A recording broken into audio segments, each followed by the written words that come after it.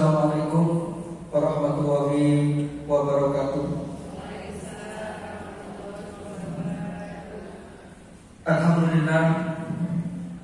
Alhamdulillahilladzi an'ama 'alaina bi ni'matil iman wal islam wa arsyadana subulas salam. Asyhadu an la ilaha illallah wahdahu la syarika lah, al-malikul alam, wa asyhadu anna Muhammadan abduhu wa rasuluh sayyidil aradi wal ajam. Allahumma shalli wa sallim wa barik ala nabiyyina Muhammadin wa ala alihi wa sahbihi wa man tabi'ahum bi ihsanin ila yaumil qiyamah. Amma ba'du, subhanaka la ilma lana illa ma 'allamtana innaka antal alimul hakim. Rabbi shrah li sadri wa yassir li amri wahlul 'uqdatam min lisani yafqahu qawli. Allahumma amsayna ala fitratil Islam wa ala kalimatil ikhlas wa ala dini nabiyyina Muhammadin sallallahu alaihi wasallam wa ala millati abina Ibrahim hanifan muslimah wa ma kana minal musyrikin. Allahumma anfa'na bima 'allamtana wa 'allimna ma yanfa'una warzuqna 'uluman tanfa'una bi rahmatika ya arhamar rahimin. Yang kami hormati Ibu Ketua Pimpinan Cabang Aisyah Kepanjen beserta jajarannya, serta ibu-ibu sekalian jamaah pengajian rutin Aisyah Cabang Kepanjen rahimakumullah.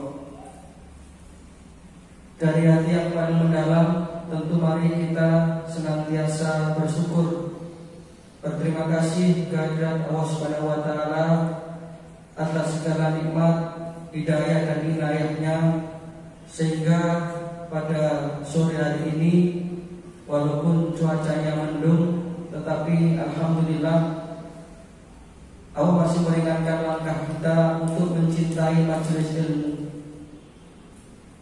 Mudah-mudahan ini semua akan menjadi catatan amal soleh kita kelak di akhirat. Karena pasti beda, kalau saya ngaji kalau nggak ngaji itu pasti beda.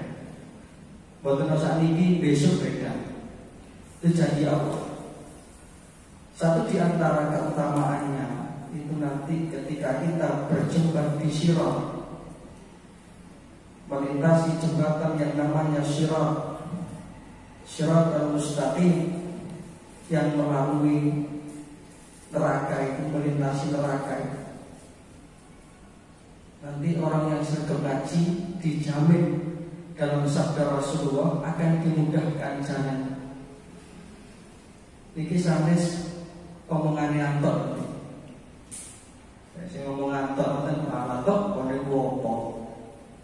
Ini Rasulullah bersabda, man salaka tariqan yaltamisu fihi ilman. Siapa yang menempuh jalan untuk menuntut ilmu seperti sore hari ini, maka apa janji Rasulullah? Sahalallahu lahu tariqan ilal jannah. Nanti Allah itu akan memudahkan jalannya menuju ke surga. Jadi jalan menuntut ilmu adalah jalan lapang menuju surganya Allah. Mudah-mudahan dengan hadirnya kita istiqomah berjamaah ini, ngaji ini akan menjadi sebab besok kita dimudahkan di yaumul akhirah. Amin ya rabbal alamin. Yang kedua, sholawat serta salam mudah-mudahan senantiasa terlimpah kepada junjungan kita, suri tauladan kita, uswatul hasanah kita, baginda Rasulullah sallallahu alaihi wasallam.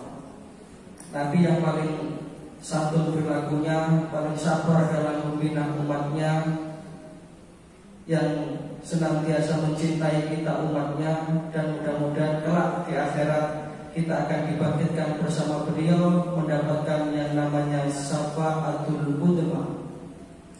Karena kecintaan kita kepada beliau kita wujudkan dengan menindaklanjuti perjuangan beliau.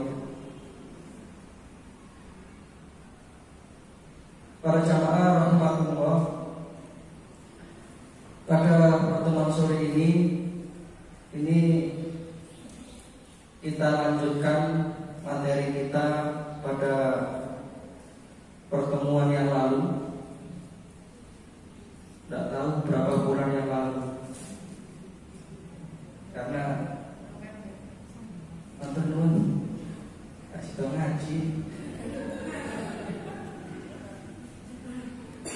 Karena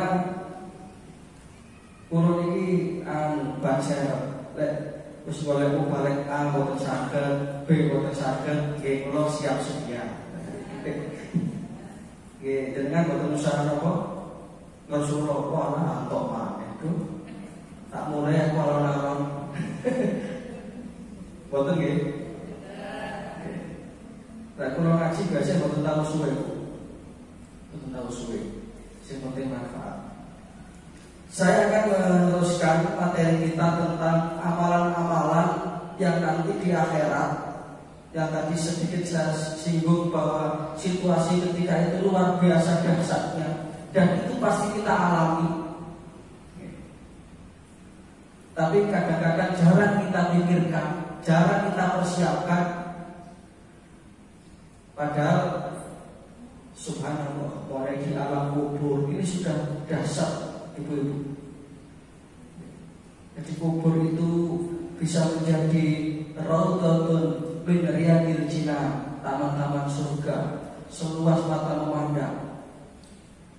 Sebaliknya kubur juga bisa menjadi kufratan min khafari niran, liang neraka. Ini sangat ditentukan oleh bagaimana amal kita di dunia ini sekarang ini. Sekarang, maka dengan ngaji ini kadang-kadang akan menyadarkan kita itu, oh jalan dunia ini kesempatan untuk mengumpulkan bekal akhirat, bukan kesempatan kita untuk mengumpulkan dunia. Kalau kita itu hanya sibuk dunia untuk dunia, itu rugi. Dunia ini hanya sementara. Apa sih bu di dunia ini yang kekal abadi? Soge sementara. Bahkan kalau sudah meninggal dunia itu wong soge wong melarat, itu udah ukurannya kodoh. Ukurannya nggih kodoh sama ngoten niku. Napa nek wong soge mati diurut pakai emas? Napa dikai spring bed? Tidak. Makanya apa yang kita sombongkan di dunia ini? Maka beruntunglah orang yang di dunia ini gedung mumpung oleh lumpukno samune akhirat. Karena akhirat itu adalah kehidupan yang abadi, kehidupan yang selama-lamanya. Yang di dalam Al-Quran sering saya sampaikan banyak sekali penyesalan dari penghuni neraka. Maka mari kita inventaris amalan-amalan apa sih yang nanti di akhirat itu akan bisa berpotensi menjadikan amal kita itu surplus antara kebaikan kita dengan kejelekan kita. Ini penting. Sehingga ketika itu kita berhak mengibarkan bendera syahadah, bendera kebahagiaan. Ketika kita sudah divonis oleh Allah Ta'ala bahwa amal perbuatan kita itu lebih banyak, masuklah kamu ke dalam surga. Wasiqal ladina taqaw rabbahum ilal jannati zumara. Nanti akan berombong-rombongan kita itu masuk surga. Hatta idza ja'uha wa futihat abwabuha. Ketika sampai di pintu surga, maka disambut oleh malaikat. Apa kata malaikat? Wa qala lahum khasanatuha salamun alaikum. Selamatan bagi anda sekalian. Selamat. Kalau tenggene undangan manten kalau terima tamu nih, terima tamu mesti dipilih. Pasti bagian Pak Won nih, sopo-sopo kena terima tamu dipilih. Minimal kalau kulonnya nggak masuk hitungan. Ini bapak-bapak sudah masih nggak tahu sing ayu. Salamun alaikum tibtum fadkhuluha khalidin. Keselamatan bagi anda, selamat ya. Sekarang masuklah kamu ke dalam surga, nikmati segala yang ada, dan tinggallah kamu di dalam surga ini khalidin selama-lamanya. Itu bisa panjenengan buka surat As-Zumar yang saya baca tadi, surat As-Zumar. Ayatnya mulai ayat pertama sampai terakhir dengan padosi. Kalau lari ayat berapa? Surat As-Zumar. Jadi nanti kita masuk surga itu berombong-rombongan. Terus bener dengan memasukkan diri sebagai anggota jamaah Aisyah ini sudah benar. Kita pilih rombongan kok saat ini. Sebaliknya orang masuk neraka juga nanti berombong-rombongan. Wasiqal ladzina kafaru ilal jahannam zumara. Nanti orang kafir juga masuk neraka dengan rombongannya. Hatta idza ja'uha futihat abwabuha wa qala lahum khazanatuha alam ya'tikum rusulun minkum yatluna 'alaikum ayati rabbikum wa yunzirunakum liqa'a yaumikum hadza. Sing dekat di neraka, berada di surga, dekat malaikat ramah-ramah. Kalau di neraka, sing dekat golongan malaikat yang sangat-sangat. Malaikat sabaniyah, malaikat yang mentalan. Karena malaikat itu makhluk yang tidak pernah membangkang perintah. Ini Quran yang cerita. Nanti di neraka itu disambut malaikat sengkerem-kerem. Sambil ditanya, alam ya'tikum rusulun minkum yatluna 'alaikum ayati rabbikum. Tak ngoten kali malaikat. Apa kamu tidak pernah didatangi seorang rasul? Apa kamu tidak pernah dulu dibacakan Al-Qur'an? Yatluna 'alaikum ayat-ayat Allah. Wa yunzirunakum, apa juga kamu tidak pernah diberi peringatan bahwa besok itu ada hari pembalasan?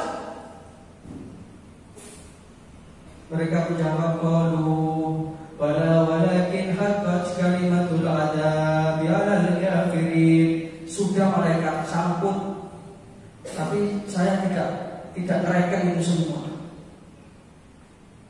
Jadi situasinya kayak begitu. Dan ini perlu kita yakini karena ini iman dan yang menceritakan Al-Qur'an. Kadang-kadang saking apike zaman modern ini sembarang serba mewah, kita lupa nek bakal mah. Makanya kayak Nabi dawuh wa kafa bil mauti wa itu. Cukup kamu melihat orang mati itu bisa jadi ditutur. Nek orang Nabi dawuh singkat. Cukup kamu melihat orang mati di antara kamu itu bisa jadi ditutur. Oh iya loh, wong nek mati ngene iki. Masuk biyen duwe pangkat jabatan, mati ya ngoten niku. Fir'aun itu kurang apa? Fir'aun itu raja besar. Cara sakniki ngoten pelaku tedalan, kabeh wong mandeg, ora wani ungkap, ora wani obah, ora wani ungkap. Itu Fir'aun. Boten hormat, langsung dikelari dicedhok, dibunuh langsung saking kejamnya. Begitu ada bisikan dari tukang-tukang sihir bahwa kekuasaan Anda nanti akan dilibas, akan dihancurkan oleh seorang laki-laki dari Bani Israel. Besok pagi turun aturan. Sekarang semua wanita-wanita yang hamil langsung dicatat, diinventaris, diawasi oleh negara. Kalau lain laki-laki langsung dibunuh. Yudzabihuna abna'akum wa yastahyuna nisa'akum. Dibunuh bayi yang laki-laki. Saking kuasa Fir'aun. Dan ini Quran menceritakan, maka jangan buka. Tapi yang mau Quran itu asik. Oh iya, Fir'aun sampai koyok tukang-tukang sihirnya itu semua manut. Tapi panjenengan kersani endingnya bagaimana kan? Endingnya Fir'aun itu bagaimana?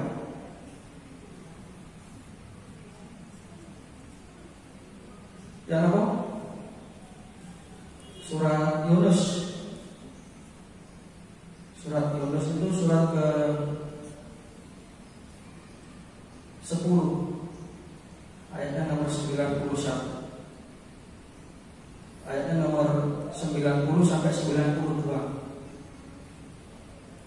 Ini jangan kersane seperti bahwa ternyata kekuasaan itu halaka anni sultaniya. Kekuasaanmu di dunia dulu tidak ada apa-apa. Fir'aun mengatakan, apa kata Fir'aun? Hatta idza adrakahul gharq qala amantu annahu la ilaha illalladzi amanat bihi banu Israil wa ana minal muslimin. ucapannya Fir'aun. Amantu annahu la ilaha illa alladhi amanat bihi banu Israel. Aku beriman kepada Tuhan yang dipercayai oleh Bani Israel. Wa ana minal muslimin, dan aku termasuk orang yang berserah diri kepada Tuhannya Bani Israel. Tapi tentu dia ngomong ini buku di tengah sekolah terus pegang-pegang mati-mati. Dijawab oleh Allah, al-ana wa qad asaita.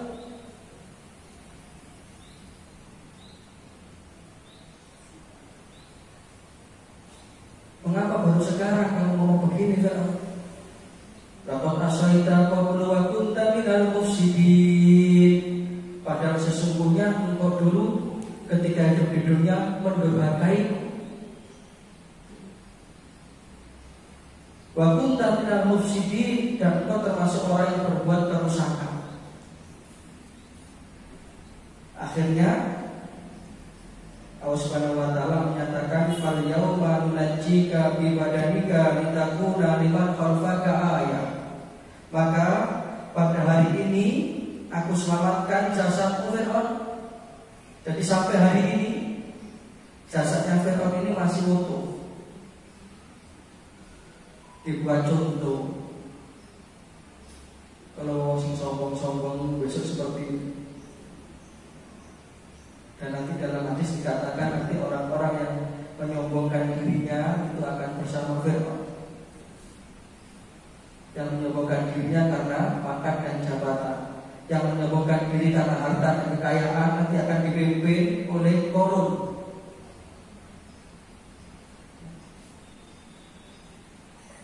Ini Quran menjelaskan seperti itu. Nah, sudah kita kembali kepada amalan-amalan apa yang nanti akan memudahkan kita sehingga kita di akhirat itu gampang.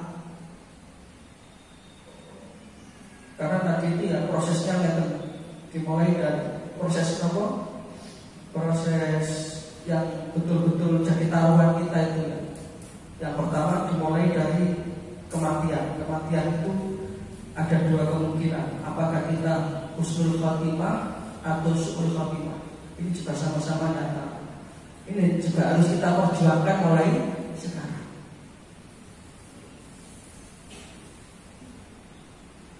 Karena ada yang nanti itu tatawaffahumul malaikatu thayyibin, dicabut namanya oleh malaikat dengan tenang.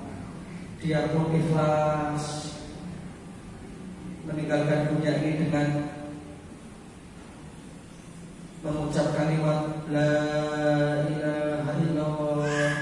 Maka Allah Ta'ala memberikan undangan, ya ayyatuhan nafsul mutmainnah, wahai jiwa-jiwa yang tenang, irji'i ila rabbiki radiyatan mardiyah, kembalilah engkau kepada Tuhanmu dengan ridho dan diridhoi. Fadkhuli fi ibadi, masuklah ke dalam golongan hamba-hambaku. Wadkhuli jannati, masuklah ke dalam surga. Ini golongan yang husnul khatimah. Mungkin kalau kali ini termasuk sedikit. Amin. Makanya kaji memperai-perai. Monggo sih ini kelompok satu mati nih Pak. Ada yang husnul khatimah. Ini sudah pertaruhan, ini sudah. Nah, ketika orang itu dicabut nyawanya, ketika sakaratul maut, itu setan akan datang menggoda dia. Ketika itu dia dalam keadaan kehausan, setan memberikan iming-iming berupa minuman yang nampaknya itu sesuatu yang menggiurkan. Kalau kita salah ketika itu, naudzubillah min dzalik. Jadi prosesnya kayak begitu. Setelah itu kita pindah ke alam barzakh, alam kubur. Sampai kapan? Sampai menunggu datangnya hari kiamat. Nah, nanti kemudian hari kebangkitan, dikumpulkanlah semua manusia di satu tempat yang namanya mahsyar. Jadi mulai manusia pertama sampai manusia terakhir antri. Bisa kita bayangkan. Kadang-kadang kalau kali dengan antri wong 10 wis tak. Ini antri manusia mulai manusia pertama sampai manusia terakhir. Dan ketika itu matahari didekatkan sedekat-dekat.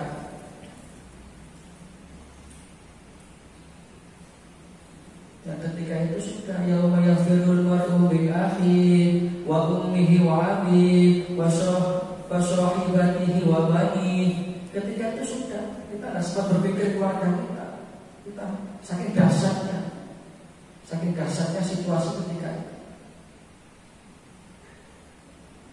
Nah, maka yang pertama supaya nanti kita bisa punya bekal. Dulu sudah yang pertama ini.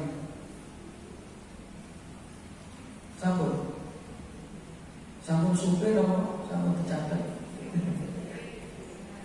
Saking suwe ini ngaji lah gak rutin ya. Maksudnya gak rutin itu pulang lah, bukan rutin.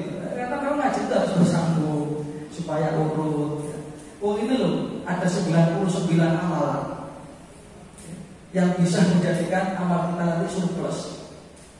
Kalau siji-siji yang tadi ngaji ini petang pisah, kiamat kurang dino mari.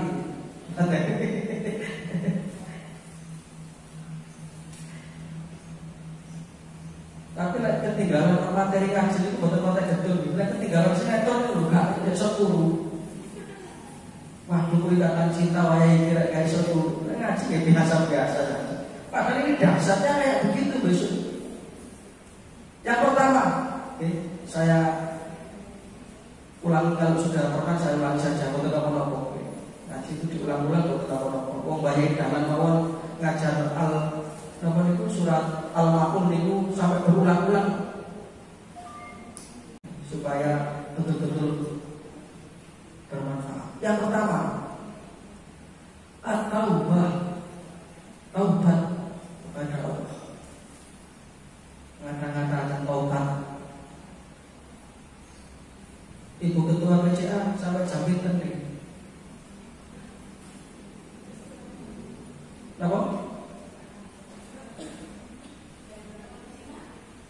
Jam 5. Ya jam 5 hari atau bumi ya, jam 6 kurang pinten ya. Sampai jam 5 ya. Oke. Kabur. Dasarnya Al-Quran surat An-Nur ayat 31.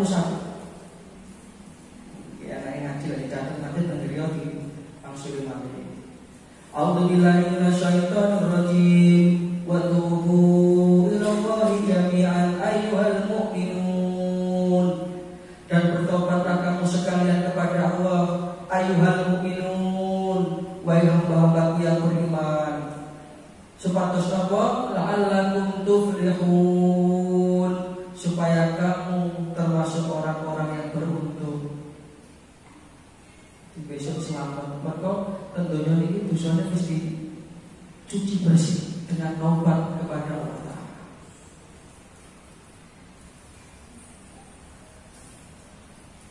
Makanya jangan sampai kita melewatkan satu hari itu tanpa taubat. Sehingga Rasulullah itu kan memberi tuntunan setelah kita sholat, setelah mengucap Assalamualaikum warahmatullahi wabarakatuh, Assalamualaikum warahmatullahi wabarakatuh. Apa yang kita baca? Astagfirullah, astagfirullah, astagfirullah. Berarti taubat.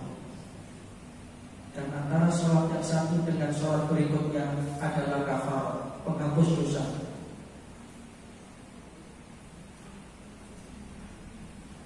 Makanya bagi orang yang beriman tidak ada suara yang lebih indah selain suara adzan. Karena adzan itu adalah panggilannya Allah. Ini obat.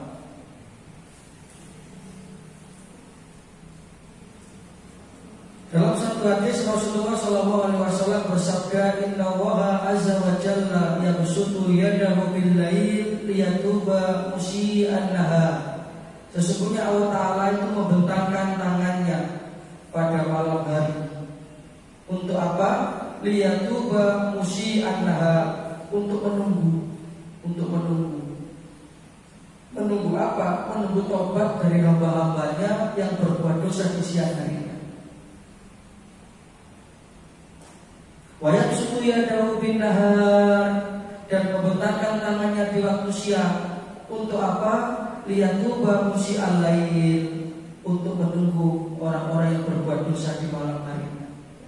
Hatta tatlu syamsa minal maghribina, jadi Allah masih akan menerima taubat sampai matahari terbit dari tempat terbenamnya.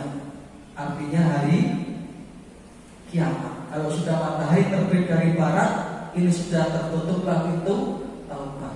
Sama, kalau sudah nyawa sampai di tenggorokan, inilah saat-saat taubat sudah diterima. Kayak taubatnya Fir'aun. Bagi Nabi Dawud, inna Allaha yaqbalu taubatan abdi ma lam yughargir.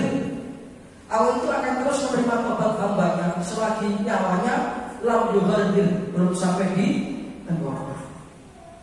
Nah, jadi si pertama ini caranya supaya kita bisa termasuk orang-orang yang amal kita itu surplus. Perbanyaklah taubat kepada Allah.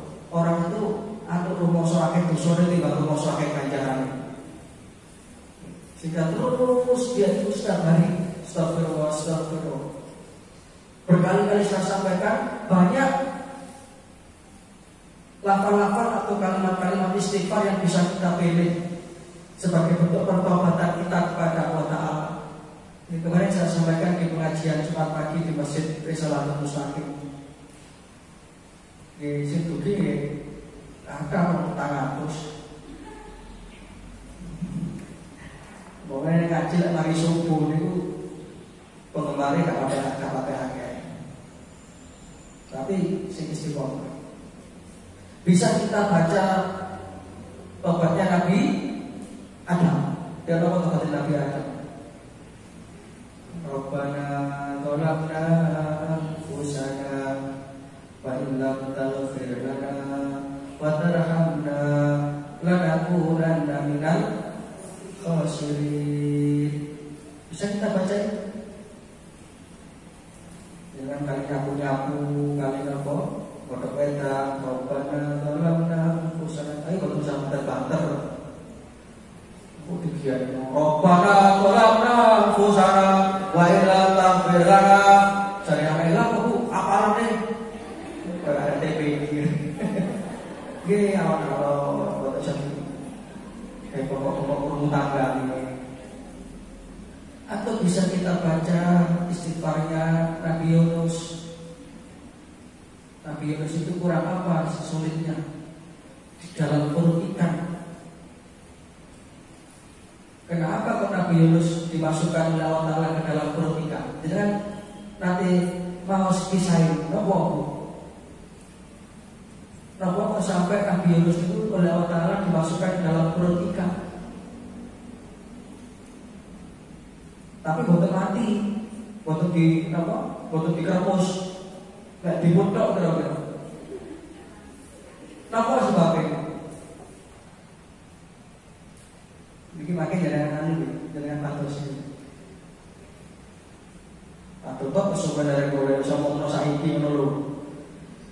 Sebabnya Nabi Yunus niku napa kalian Gusti Allah Ta'ala dimasukkan ke dalam perut ikan itu karena Nabi Yunus itu korek dalam berdakwah. Umatnya satu cekeli ngomong akhirnya Nabi Yunus wis tak tinggal nyingkring gak ada kandang. Padahal itu tugas SK-nya langsung dari Allah. Ojo ngono kon Yunus. Nah, ditolak ketika dalam perjalanan poreknya itu meninggalkan kaumnya itu Nabi Yunus suka perahu. Lah perahu itu nggak botak, kudu diloki cek boten. Malih aku tenggelam. Lah terus sapa sing gelem aku yo diundi ae. Diundi metu jenenge Nabi Yunus. Sebagian besar tahu kan, ojo ini beliau orang terhormat, beliau itu seorang yang baik, ojo lihat-lihat, diundi-undi. Pertemuan jenenge Nabi Yunus.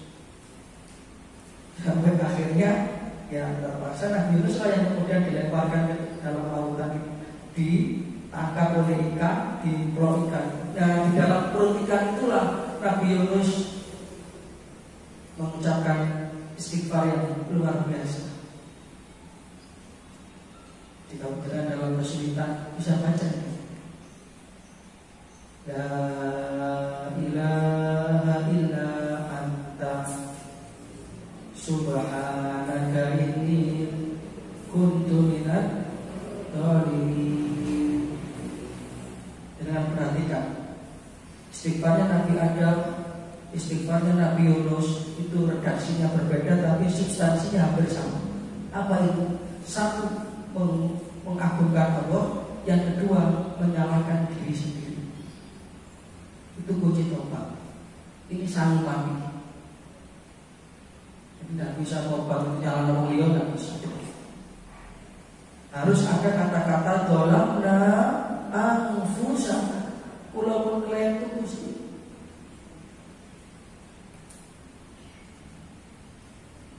Apa kata Allah? Falaula annahu kana minal musabbihin. Kalau saja sekiranya Yunus itu sebelum-sebelumnya bukan termasuk minal musabbihin, orang yang membiasakan diri membaca tasbih kepada aku, lala bisa fi bad'ihi ila yaumi yub'atsun.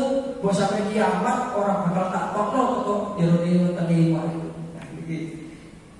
Jadi kita tidak boleh lek bodoh terus eling Gusti Allah itu bisa. Ini istighfar, taubat yang merupakan bekal akhirat kita. Kalau mau yang lebih jos, apa saya tulis istighfar. Apa gitu? Saya tulis istighfar yang diajarkan oleh baginda Rasulullah sallallahu alaihi wasallam. Allahumma anta rabbi la ilaha illa anta khalaqtani wa ana 'abduka wa ana 'ala ahdika wa wa'dika mastata'tu a'udzu bika min syarri ma sana'tu abu'u laka bi ni'matika 'alayya wa abu'u bi dhanbi faghfirli fa innahu la yaghfiru dzunuba illa anta. Apa? Semakin dihafalkan. Satu, anu napa? Rosid Sayyidul Istighfar akan muncul. Klik. Allahumma anta rabbi la ilaha illa anta khalaqtani wa ana 'abduka wa ana 'ala ahdika wa wa'dika mastata'tu a'udzu bika min syarri ma sana'tu abu'u laka bi ni'matika 'alayya wa abu'u bi dhanbi faghfirli fa innahu la yaghfiru dzunuba illa anta. Baca ini terus. Inilah yang nanti akan bisa mengecelikkan ini. Sudah bisa mengalih bahasakan mengecelikkan. Apa mengecelikkan? Siapa sih kecelik gara-gara itu? Setan. Wis budo padahal wis gelem menungso dibudo. Dia sudah berbuat maksiat kepadamu. Geledek dadane Allahumma anta rabbi la ilaha illa anta khalaqtani, sehingga Allah mengatakan hambaku ini bertobat kepada aku, ghafartu laka asyukura. Cari setan waduh ya.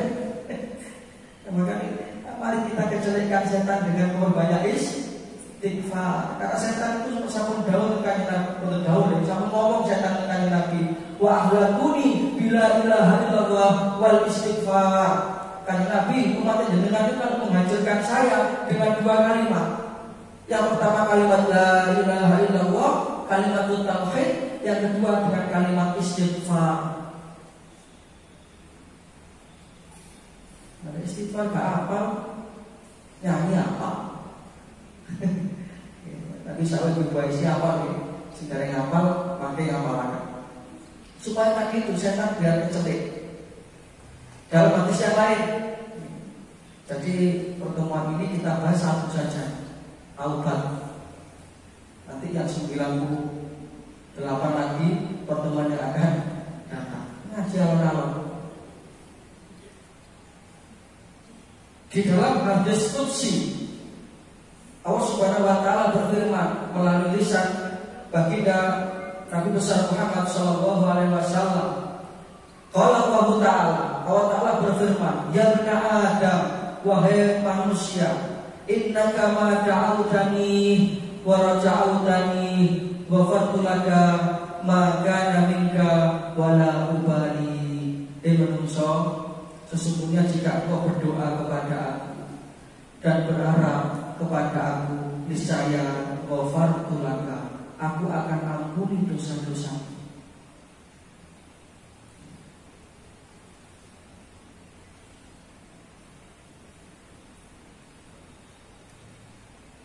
Ya bani Adam, wahai manusia, lau balagat dunubuka ananas samai. Wahai manusia, sekalipun dosa-dosamu itu ananas sama sampai menjulang tinggi memenuhi langit, sumastaghfartani, kemudian kamu kok mau bertobat kepada aku, ghafartu laka, aku akan ampuni. Ya bani Adam, innaka law ataitani bi qurabil ardi. Wahai manusia, andai kata engkau memenuhi dosamu itu sepenuh bumi ini, summa lakitani, kemudian engkau mau menjumpai aku, masih mengharapkan ampunanku, dan kamu tidak pernah syirik kepada aku, la tusyrik bi syai'a, kamu tidak pernah syirik kepada aku, maka aku akan memberikan maghfiratan, ampunan. Jadi sebenarnya Gusti Allah nampani tobaté kabulon. Tapi saya kadang-kadang manusia itu boten gelem nyepuro awake dhewe, boten gelem nglendeh Gusti Allah, malah permasane apik terus. Contohnya nopo gelem istighfar itu. Terakhir saya sampaikan satu hadis ini, kemarin juga saya nukil hadis ini di kajian Jumat pagi di dalam kitab Riyadhus Shalihin.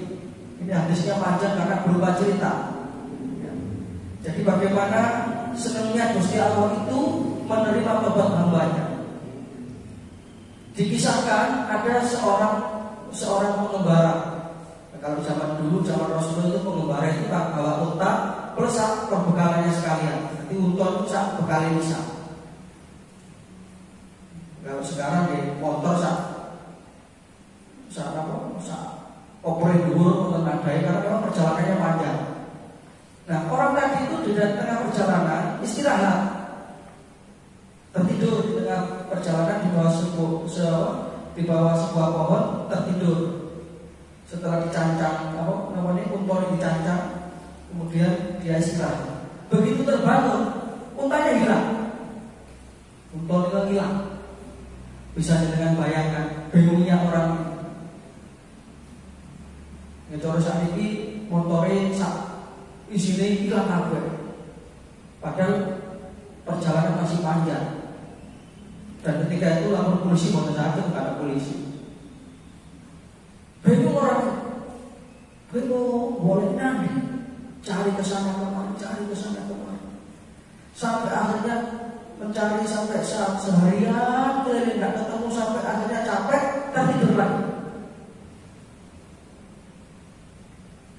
Ini ada dalam kitab Riyadhus Shalihin, babnya bab taubat, nanti yang buka. Begitu tertidur karena kecapean, boleh unta gawane niku wau, akhirnya dia terbangun. Setelah tertidur dia terbangun lagi. Begitu terbangun, untanya wis karepe wong niku.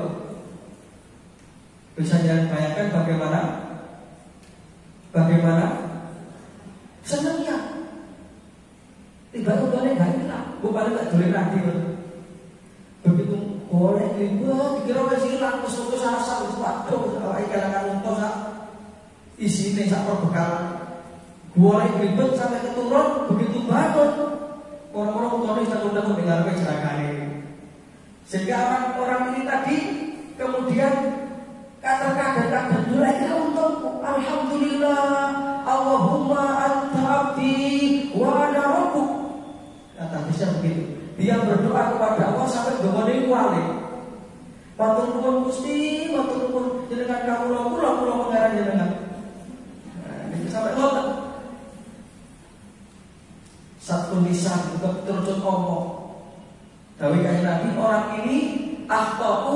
min syiddatil farah. Dia itu salah karena saking senengnya, bukan sengaja. Dan Allah tersenyum melihat orang seperti ini. Akhtau min syiddatil farah. Lah senenge Gusti Allah niku nampani tobaté kawula niku ngalang-alangi yang liwat. Nah, makanya monggo katakan tobat. Ini resep yang pertama supaya nanti kita di akhirat kita bisa dimudahkan. Manusia yang berbuat salah sampai berapa kali tobat bisa? Innallaha wa malaikatahu yusholluna